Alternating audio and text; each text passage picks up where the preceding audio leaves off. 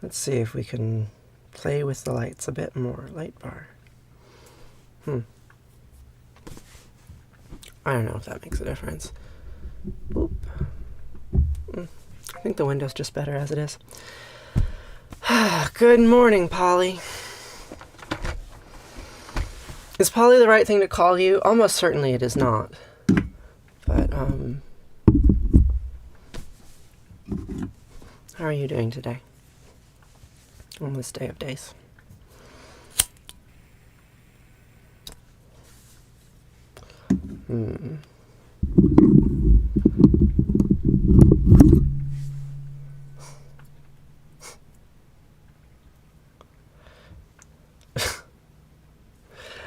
I did call you Will until I found out your real name. And you called me Tiresias. So, you know, we can be whoever we want to be on the internet, I suppose.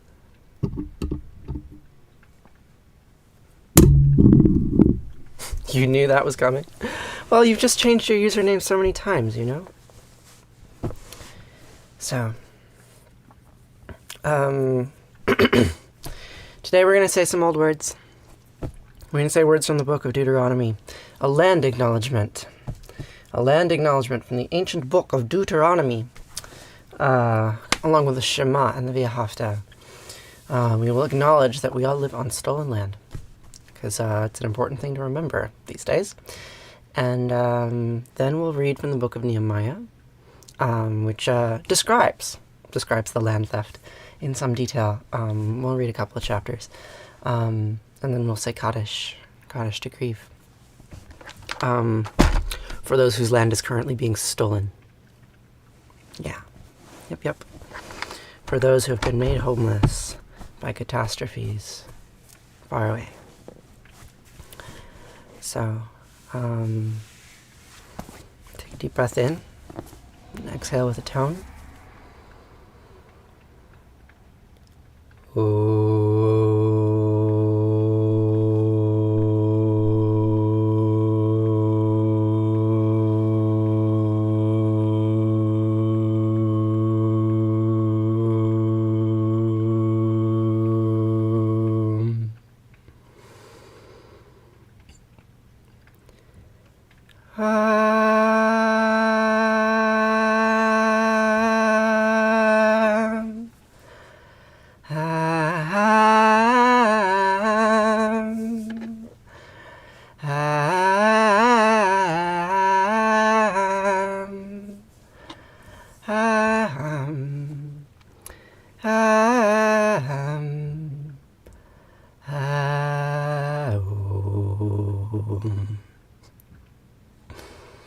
So the word Shema in Hebrew means listen.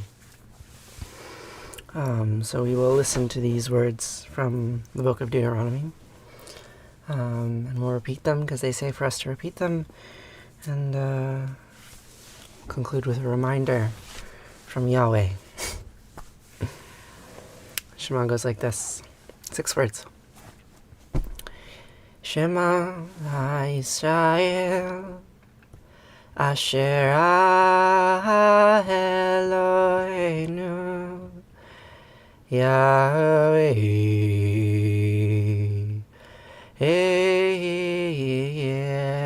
Echad.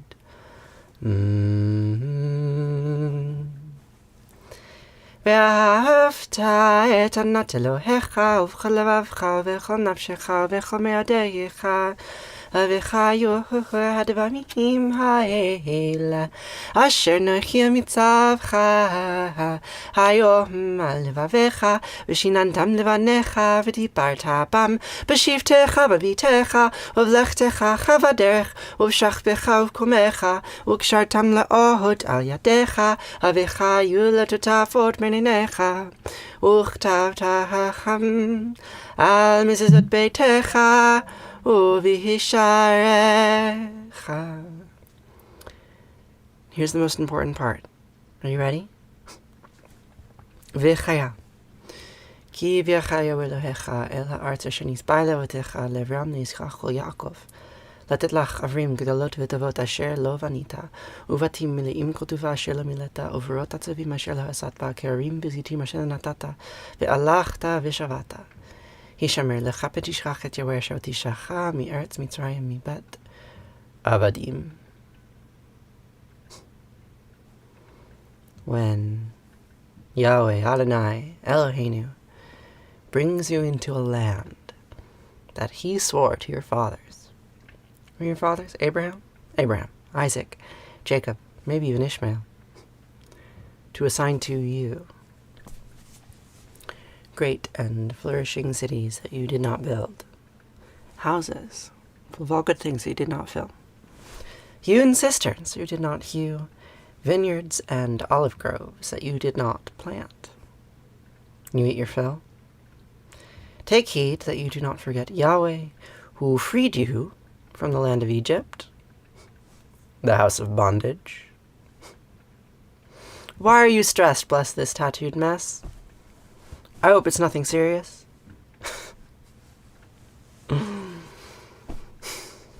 Remember that you live on stolen land. It's a land acknowledgement.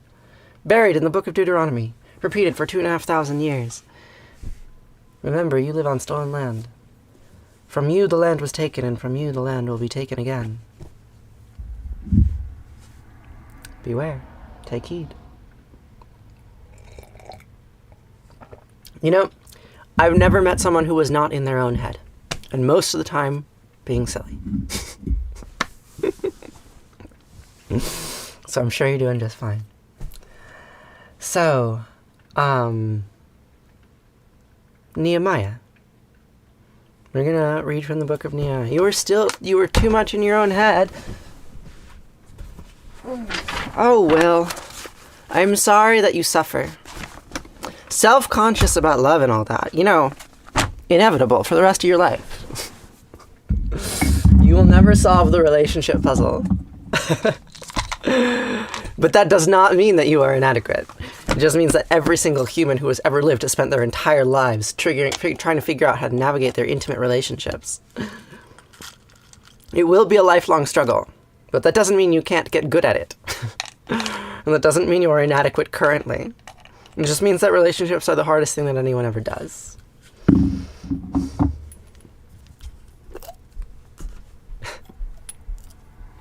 You should not be unsupervised at times. Does that make me your supervisor? That's a lot of responsibility.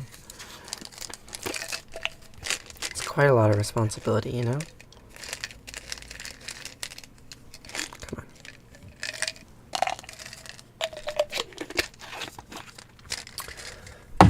on. Alright. Vitamins, yes. Lion's mane, because 4 months ago my face was peeled off and put back on in a more feminized form, and I can't feel it very well. And so these vitamins are a sorry attempt on my part to try to feel my face again. I made a video about it. It's in my archive if you're curious. Anyway, we're going to read from the book of Nehemiah. The book of Nehemiah was written down in the Persian period, maybe 400 BC. And it recounts the rebuilding of the walls of Jerusalem after the destruction from Babylon.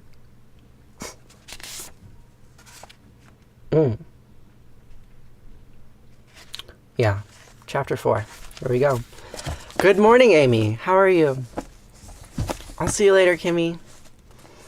Thanks for stopping by. It was really nice to see you. I'm really glad I got to see you. I hope you have a lovely day, and that you are enjoying the life that you are living. I can't feel my face when I'm with you. That's a little scary.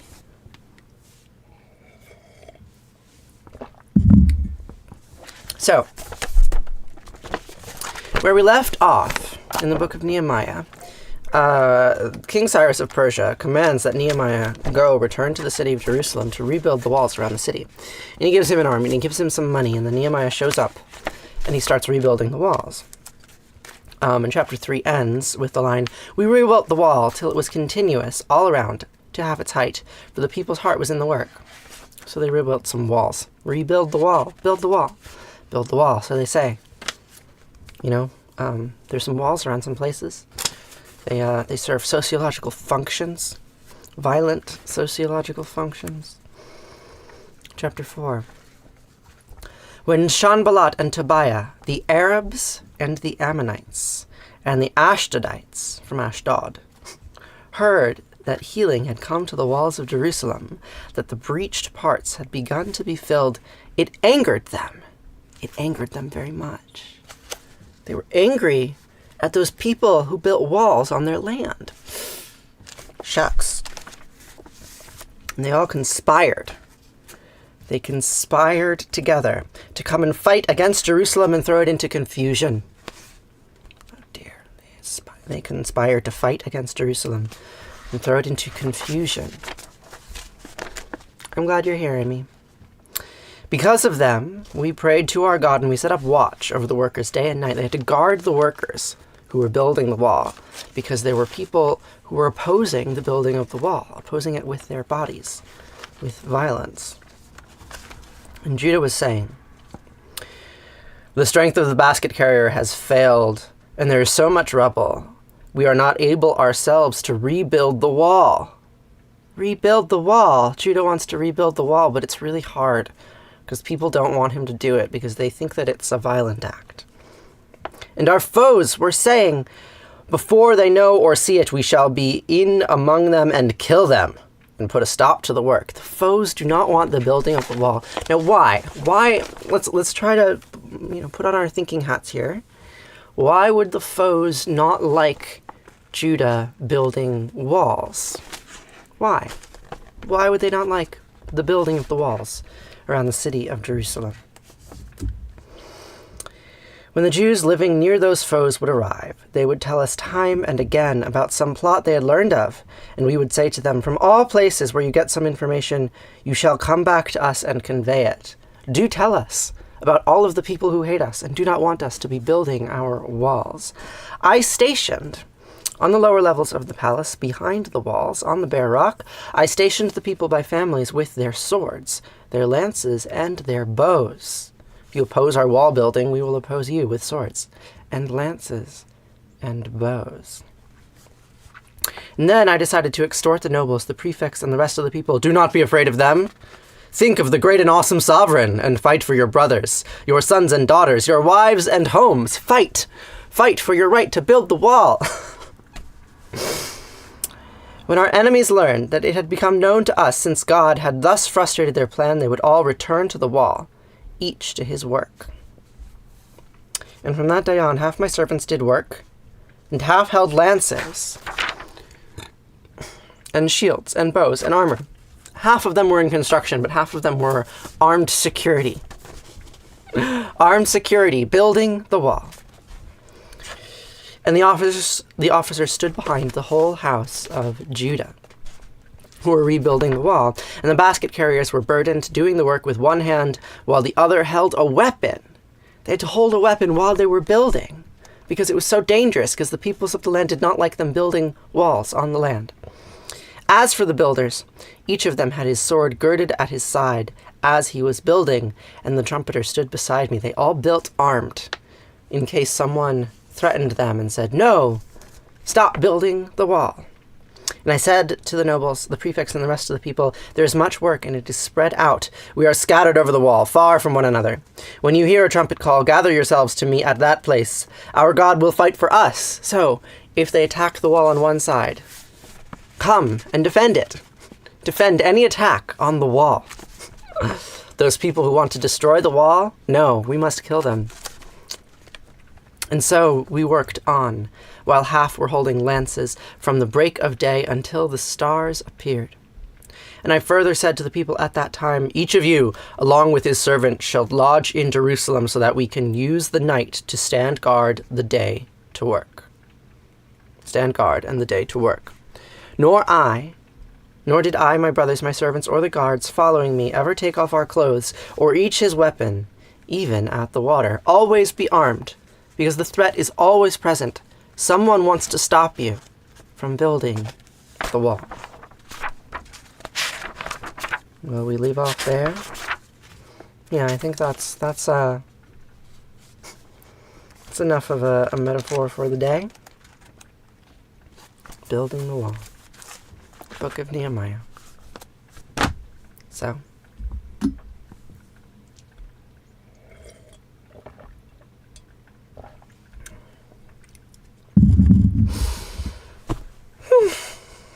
what do y'all think of that, huh? I don't know if my scripture reading is having the desired impact that I want it to have. It's kind of all I can do.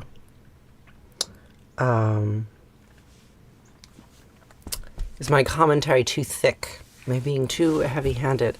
Or am I being opaque? Do you not know what I'm saying whatsoever? Hard to know. Hard to know.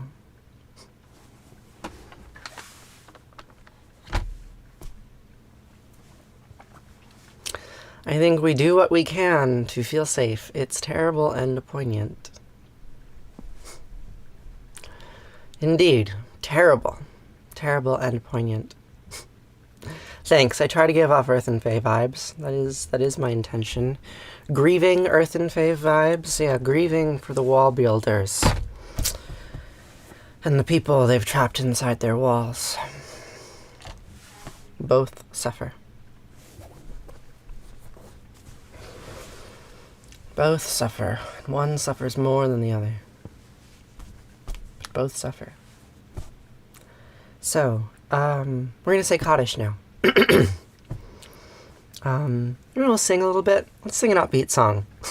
Otherwise, this live stream is just too much of a downer. Too much of a downer. So we're going to sing a song about prayer. We're going to pray a prayer about prayer. And then we'll say Kaddish. And then we'll conclude with some rice. Okay? This is by Edward Sharpe and the Magnetic Zeros. An American pop band. Just for some levity. It goes like this. I don't want to pray to my maker, no, no. I just want to be feeling free. Not just who I am, but the pink and golden land. And then wide, wild sky over me. Help me to the sun. Hey, I'm looking everywhere. See, I'm looking to become not the prayer, but the prayer. And I don't want to pray, no. I don't want to pray, no, no, no. I don't want to pray. We don't want to pray. Pray. And it's not much good to talk, better to walk it. Ooh, not much good to take, better to give. You hear that? We are done, forgiven, and forgotten of our sins, and I promise you, my friends, all that dies will live again. So, pardon, God and Mom, what I'm saying isn't fair. See, I'm looking to become not the prayer, but the prayer, and I don't want to pray, no. I don't want to pray, no, no, no. I don't want to pray, we don't want to pray, pray. I love Allah, Allah made love, and Yahweh, Yahweh made hate. Asher, Asherah made good, and Anat made bad. Eloheinu made love, and Yahweh, Yahweh made hate. I love Allah. God made, God made, God made. But I don't want to pray to my Maker. I just want to be what I see. Not like in a book. Not like in a book. Not like this one. Or the leaves of trees that shook from a word that means only not a thing. Hashem. Pardon, God and Mom, what I'm saying isn't fair. See, I'm looking to become not the prayer, but the prayer, and I don't want to pray, no. I don't want to pray, no, no, no. I don't want to pray, we don't want to pray, pray.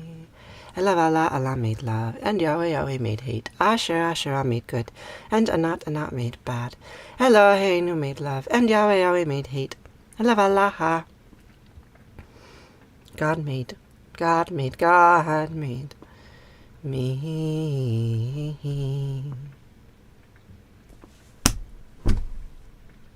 What do you think? Is it worth it?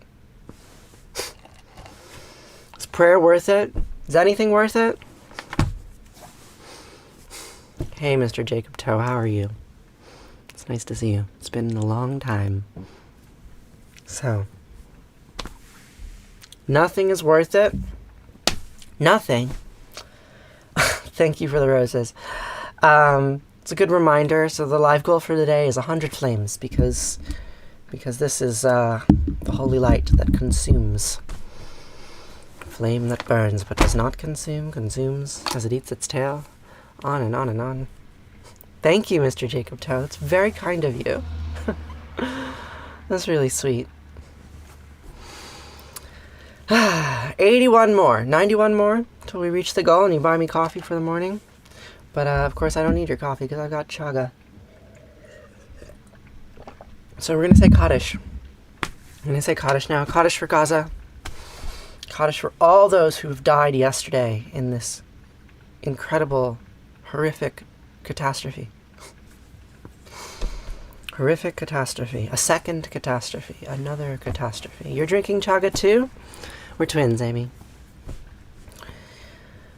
So, Kaddish is a prayer of mourning, right? And the core of the Kaddish is, it actually is the same thing as the core of the Vahafta that I said earlier, right? Repeat the name of God. That's the commandment. Repeat. Repeat the name of God, and maybe you will understand. Batya, you're here.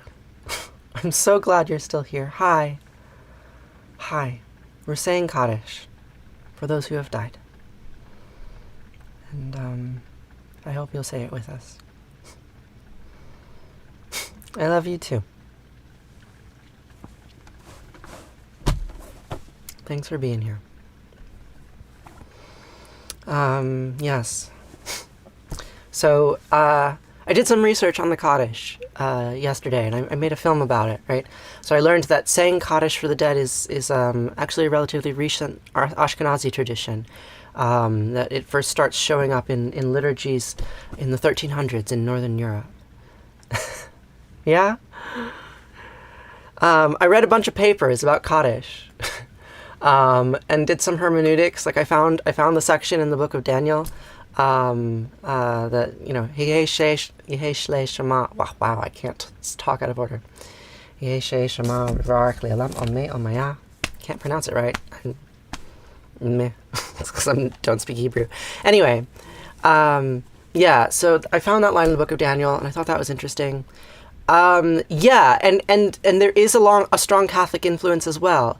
Particularly the line about establishing the kingdom of heaven, right? Like it's in the book of Daniel, and the book of Daniel like directly informed Messianic Christianity theology.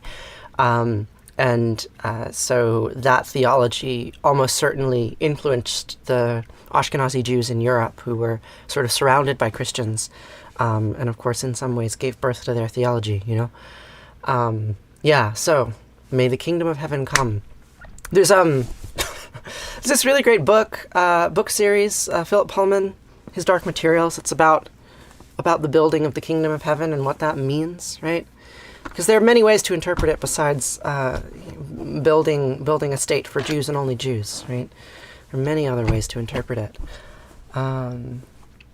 But yeah, Kaddish. I think there's something really remarkable about the flexibility. Do you a favor and sing the prayer? All right, Batya. Yeah. Okay. Yeah, I don't have to give you a lecture on the evolution of theology. That's fine. Kaddish for all of those who have died yesterday in this second catastrophe happening all around us. So my ancestors have said these words in response to death for a very long time. Yitgadal, Yitgadash, Shema Rabbah. B'yamad yivrach yotei v'yamlich malchutei b'chayachon v'yom echonim chayid kol beit Yisrael. B'agala v'zman kariv v'yimru. Amen. Yehi Shema Rabbah miv'arach le'olam omei omaya yitbarach v'yishtabach v'yitpar v'yiromam v'yitnaseh v'yitadar v'yitalei v'yitalal Shema d'kudeshah b'richu. Yela min kol berchata v'shirata tush b'chata v'nechemata yamiran b'yama v'imru. Amen. Yehi Shlama Rabbah V'arach le'olam amei amaya yitbarach v'yishtabach v'yitbar v'yiromam v'yitnaseh v'yitadar v'yitalei v'yitalal Shema d'kudeshah b'richu. Leila min kol berchata v'shirata tush b'chata v'nechemata yamiran b'yama v'imru. Amen.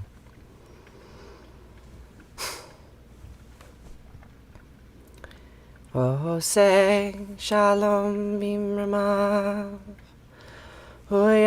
Say shalom aleinu. V'yalech chol Yisrael. V'imru v'imru. Amen.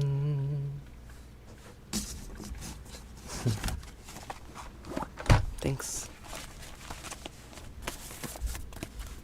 Thanks for joining me.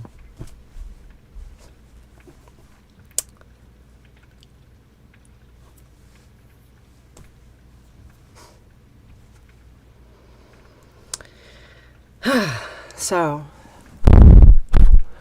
it's breakfast time. We're gonna eat some breakfast together now. Because I've got rice in the rice cooker, and I'm hungry.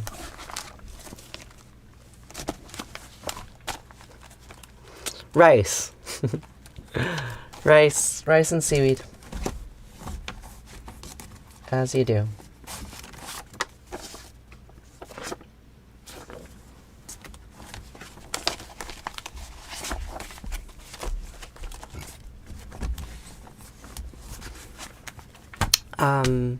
So yeah, I will be back in, oh gosh, here's my fritz. Excuse me. I will be back in 30 seconds with some rice.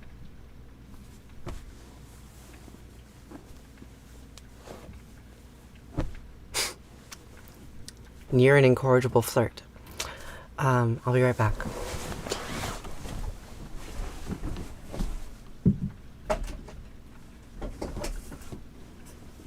See, look, rice.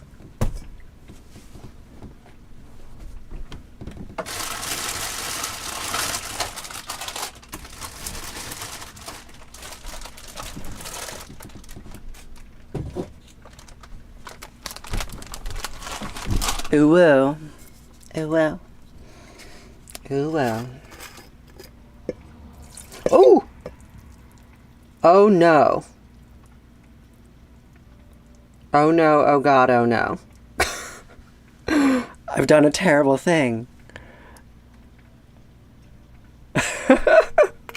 I refilled the soy sauce, but I didn't put the plastic back on it. And now I've poured an absurd amount of soy sauce onto my rice. It's a terrible day. Oh dear. Oh God. All right. Let's solve this. Hold on. I'll be right back.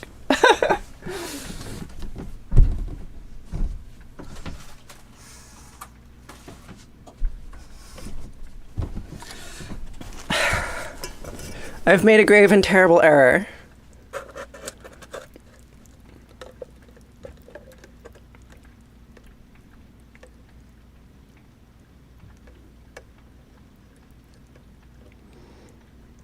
Oh my God. Look at that. That's embarrassing. That's really embarrassing. All right.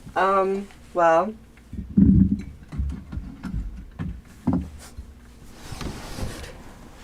Yeah, so the good news is that the rice has some structure in the rice cooker, so there's one part that got very, very salty, and another part that did not, meaning that there should be some perimeter that is still edible.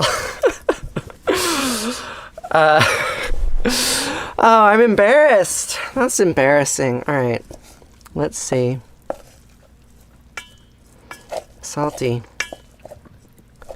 rice. Is that okay? It's acceptable.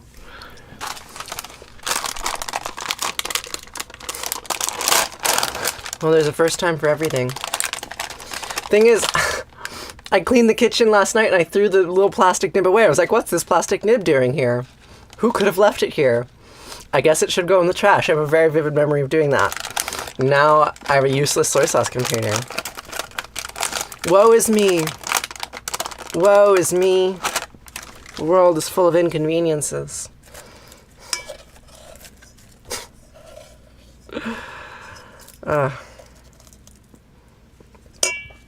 Every day.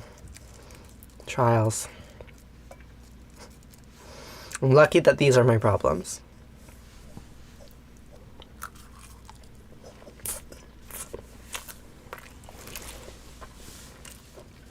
Say my name, say my name.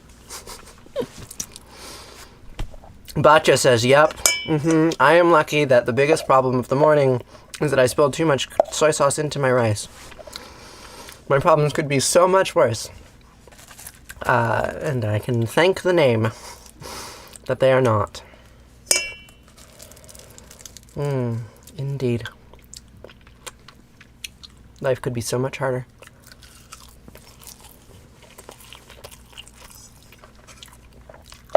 Say my name, when no one is around you. Say, baby, I love you. Any eventful plans for the week? I'm going to New York City next week. But this week I'm here. I actually don't have very many plans at all. Today I'm going to make a video about Deuteronomy chapter 6. I'm making theology videos.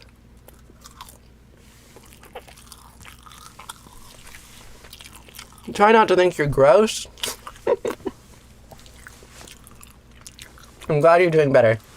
You know, sometimes times of crisis cause us to reevaluate who we are and what we represent and the way that we're treating others. And sometimes we reflect and say, maybe I should change the way I was acting. And sometimes we reflect and say, you know what? This is the way I have to act. And that's the way I am. And that's okay. It is totally acceptable. And that is for you to decide.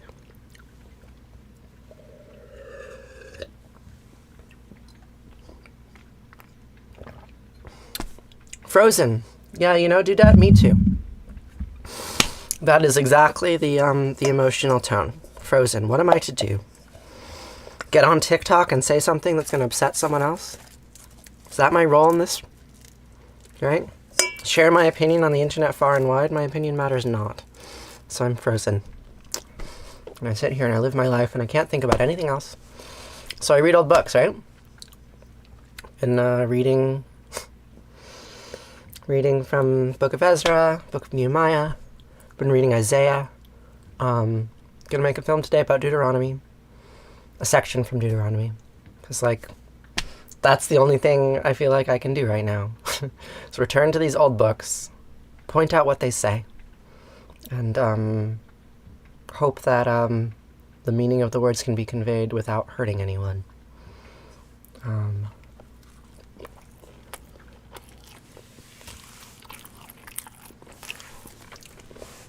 All you can do is try to understand.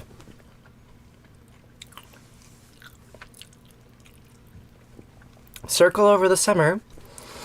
No, Courtney, I don't recall ever hearing the title of that book.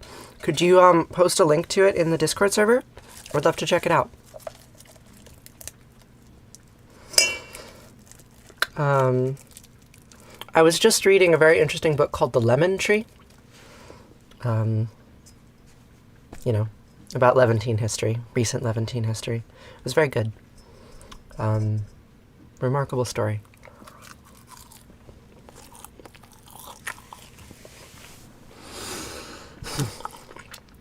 It's not too salty. Recommend it to me. Give me your book recommendations. I may or may not read them.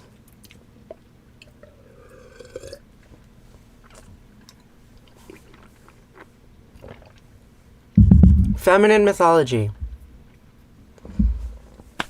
You will be becoming even more of a flirt. That's how you cope.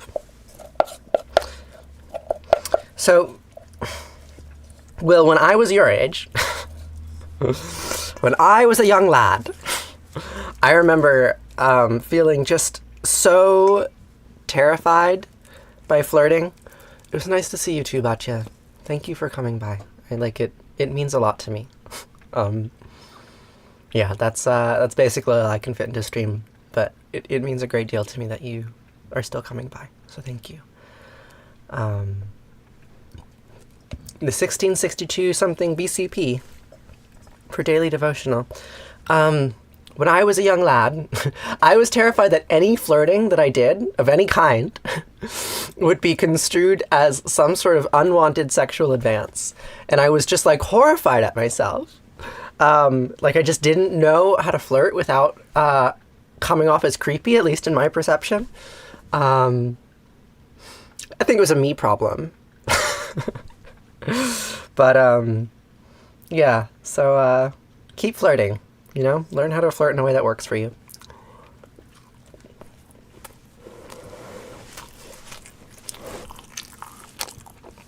You flirt sparingly?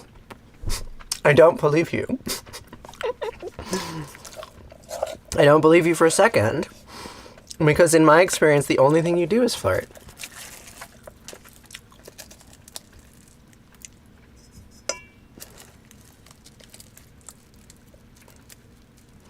You also need to feel more confident.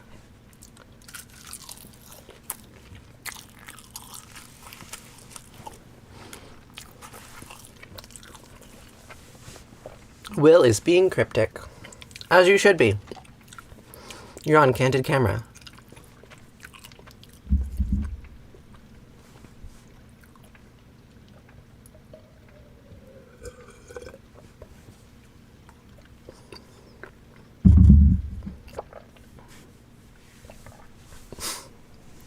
What am I eating? I'm eating rice that is almost too salty, but not quite. Luckily, I can control the level of salt in it, and it's okay. But I made a grave error, and I don't know what I'm going to do about it.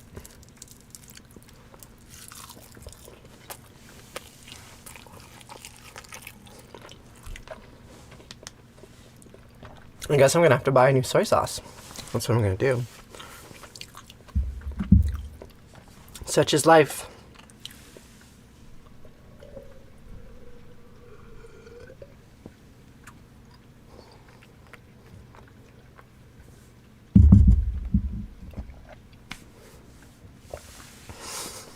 Thank you for being an effective moderator, Dudette.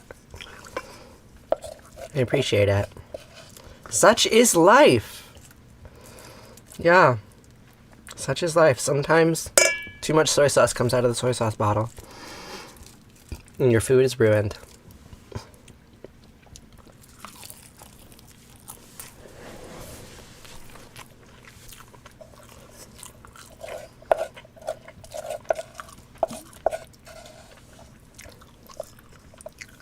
I do have great moderators. Would you like to be a moderator, Omar?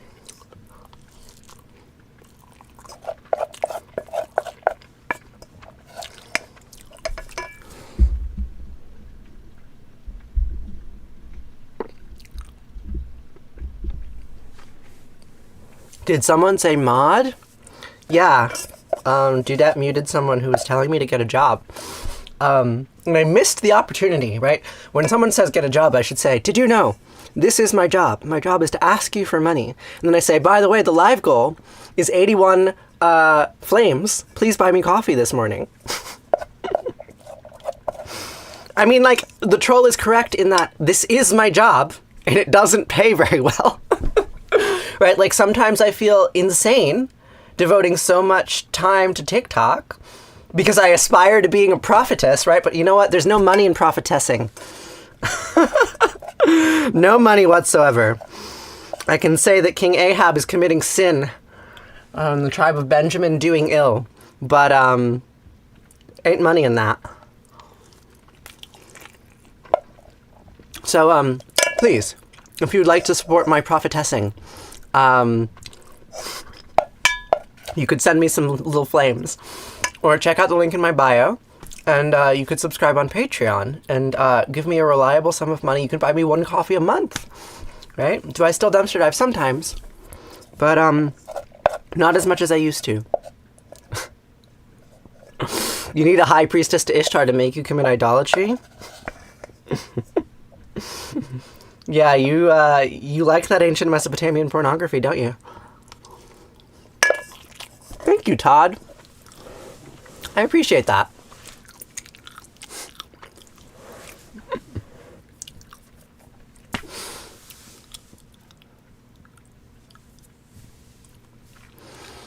You respect me because you sell gold and silver, and goals are important. People need to that. Okay. Thank you, Hummingbird. It's written, so it's erotica. It's not, that's true. It's erotica. It's not pornography. But, I mean, let me tell you, Have you seen those statues of Ishtar? But, like, they're statues, and they're old, so yeah, maybe they're erotica. It's not pornography. Produced with the intent to titillate. I don't know. I wonder what those Mesopotamian sculptors were thinking. What did the sculptors from Sumer think they were doing when they made such a beautiful Ereshkigal?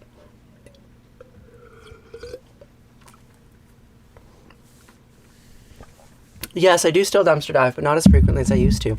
You know, Tiffany Motola, I've gotten that comment enough times that I went to an orthodontist and I paid an orthodontist $6,000 to help me fix my teeth. And we're working on it. So, congratulations, you've influenced an influencer and you've made me so vain that I wasted $6,000 on getting straighter teeth so that I don't get that comment again. Send me a teeth emoji if you'd like to support my orthodontia fund. I'm sorry, I feel insane. You don't find the statues titillating, unlike the text. Yeah, the text is a little bit higher fidelity, huh? And the statues are good, but yeah, they're not exactly pornographic. I've seen some pornographic goddess statues, though. I'll have you know.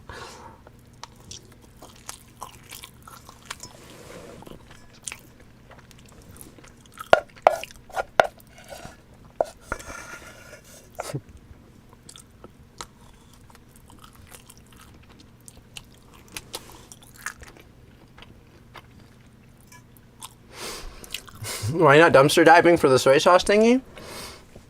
Because dumpster divers can't be choosers, Omar. And, I have dumpstered soy sauce on occasion, right? But I've probably dumpstered soy sauce 3 or 4 times in my decade and a half of dumpster diving. So it's not something that you can necessarily just ask Dumpraw for. Dumpraw does not give you what you ask of him. Dumpraw just gives you what he has.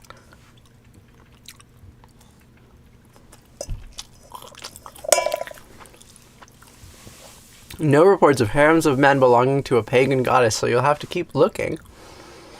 Are bottles a bit hard to find? I mean, it's not the kind of good that ends up in the dumpster usually, right? Because, like, sometimes you'll get, like, a case of soy sauce where one of the soy sauce bottles is cracked and has leaked soy sauce all over the case. And the other ones are good, you just have to clean the soy sauce off of them. But it's much more common to get, like, you know, a bag of oranges where one of the oranges is moldy, right? Because oranges go moldy all the time. Soy sauce bottles don't break all the time. They break on occasion, but it's usually because of some sort of mistake or error as opposed to, like, an inevitable degeneration process of entropy. So, yeah, soy sauce is harder to find than fresh fruit or vegetables.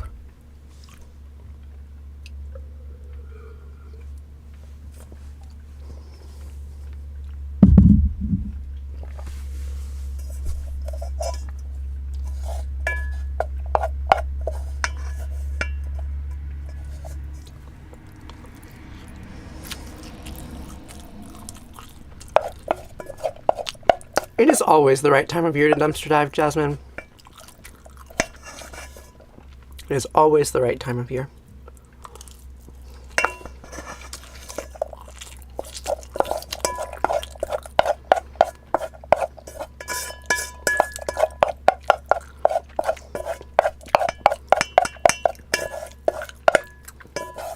How did my surgery go? I don't know, you tell me.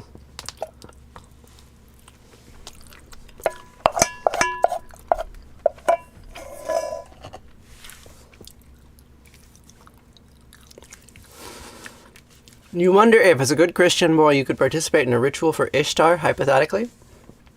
I mean, I believe, to the extent that I have beliefs about these things, that Mother Mary is just an avatar of Ishtar, right? That Ishtar and Asherah and Kaddish and Anat and Mary and Shekinah, that they're all the same goddess. That's my firm belief. And I can back it up by some evolutionary evidence as well as phenotypic similarity. But there's some strong theology that says, thou shalt not worship idols, you know? Strong theology that aims to reify a distinction between the old goddess and the new one, such that most Christians would probably not condone you worshipping Ishtar, But you could probably find some that are into it. I'm sure you could find them if you looked. No complications. I'm still rather numb. I'm not completely healed yet, but I'm feeling okay.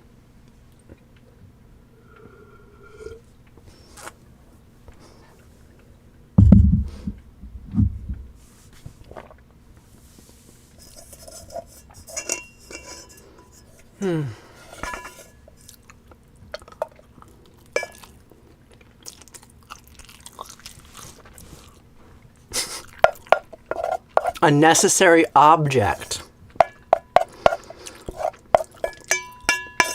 The necessary object being a rod of power, a sacred staff,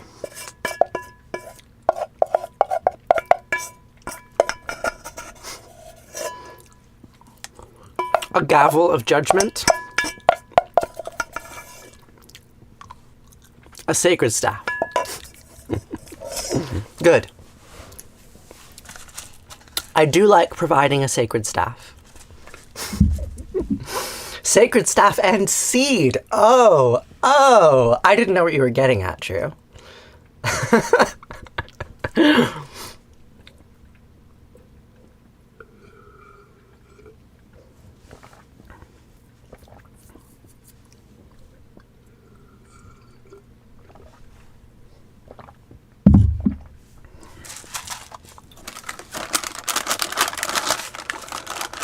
Okay, so, it's time to conclude. I will see you all here tomorrow, hopefully, to say these words again. Say Kaddish for all those who have been caught up in this terrible catastrophe. Yeah, it's been a while, Geary. I've been around. I've been streaming, I've been posting, but just, you know, sometimes the algorithm does not show me to you. This might be a mistake. I don't know if I can talk while eating dried grapefruit. But yes, I'm going to go. So, if you like the stream, please consider sending me some emojis so that we can reach the stream goal. And if not, consider subscribing on Patreon. There's a link in my bio. If you want to chat further, I'm on Discord. You can find me there. You can post things about links and you know, community. It's a good deal. I'm glad to see you're still beautiful and alive too, Manuel. Yeah, so you can find me. You know where to find me. Check out the link in my bio for all the places to find me. And I hope you have a lovely day. And don't let...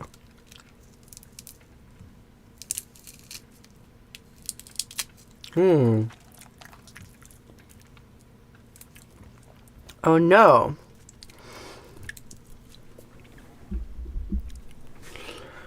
The product that I was supposed to be promoting has not been in the live. Dreadful. I must go. Because I just got a violation from TikTok.